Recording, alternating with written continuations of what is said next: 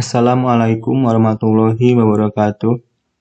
Izin memperkenalkan diri, nama saya Fahri Nur Faizi dengan NIM 19135143 dari kelas Informatika Pagi A. Sebelumnya, video ini dibuat yaitu untuk memenuhi tugas ujian tengah semester mata kuliah Sistem Operasi. Di sini saya akan menjelaskan tentang Task Manager.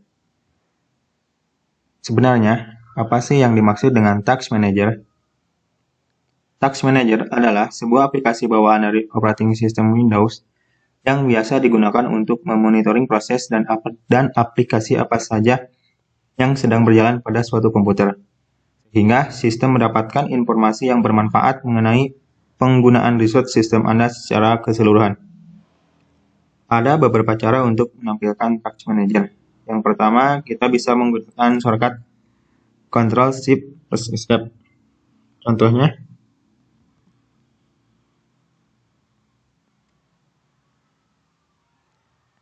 sudah muncul. Yang kedua, kita juga bisa menggunakan klik kanan pada taskbar, lalu pilih Task Manager.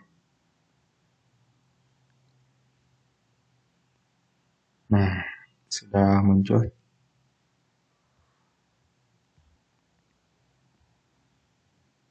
Kemudian, fungsi Windows Task Manager. Yang pertama, fungsi utama dari Windows Task Manager adalah untuk melakukan monitoring terhadap semua kegiatan dan proses pada sebuah komputer. Selain itu, juga memantau bagaimana kinerja seperti RAM, prosesor, dan networking.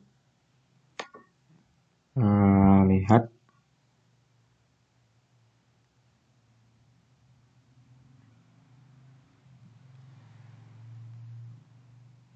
Proses, RAM, dan networking. Yang kedua, untuk menghentikan program yang not responding. Aplikasi yang tidak merespon menghentikan dari Task Manager adalah opsi kedua. Bisa dilakukan dengan klik End Process atau End Task. Jika ada aplikasi yang not responding, kita bisa langsung klik kanan, kemudian End Task. Yang ketiga, untuk mengatur prioritas pada sebuah program yang sedang berjalan. Bisa dilakukan masuk tab proses, klik kanan pada program yang dipilih, set priority, dipilih high atau sesuai kebutuhan, kemudian OK atau sebagai contoh kita ambil Mozilla. Go to details.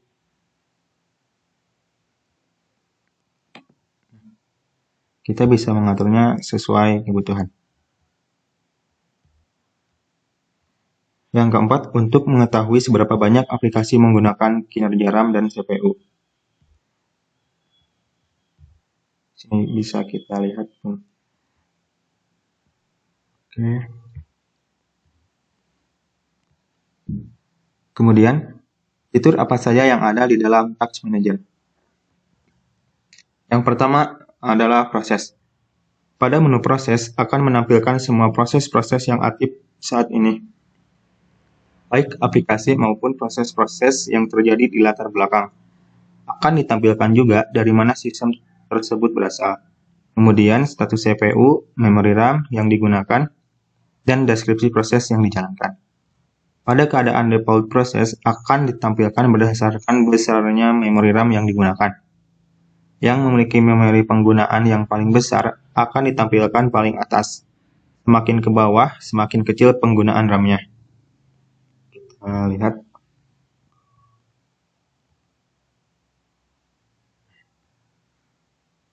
Penggunaan memori terbesar oleh Precam ke bawah. Yang kedua, performance. Pada menu ini menampilkan status penggunaan RAM dan CPU dengan tampilan grafik real-time, menampilkan memori disk, jaringan, dan GPU yang dapat digunakan oleh sistem Anda. Performance. Ini penggunaan CPU. atau RAM. Dan juga kita bisa melihat grafik.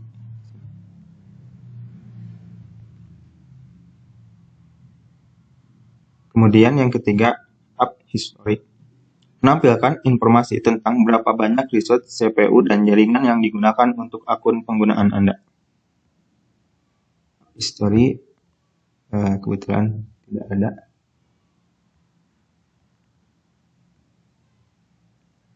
Yang keempat, Startup. Menampilkan daftar program yang langsung otomatis aktif pada saat logon awal di Windows Anda.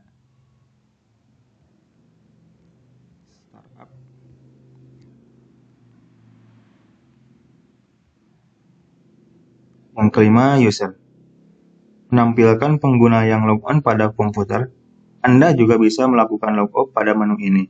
Dan Anda juga bisa melihat catatan berapa besar sumber daya yang digunakan dan aplikasi apa saja yang saat ini sedang berjalan. Lihat User.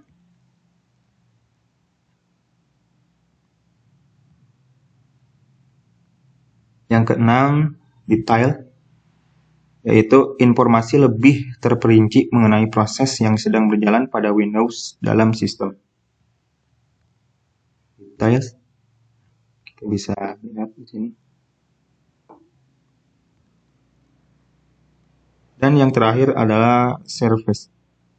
Secara tampilan, Service hampir sama dengan menu proses.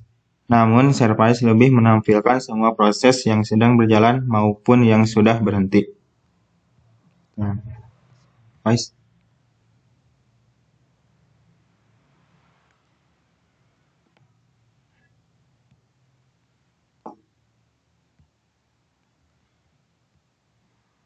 Mungkin hanya itu saja yang bisa saya sampaikan, kurang lebihnya saya mohon maaf.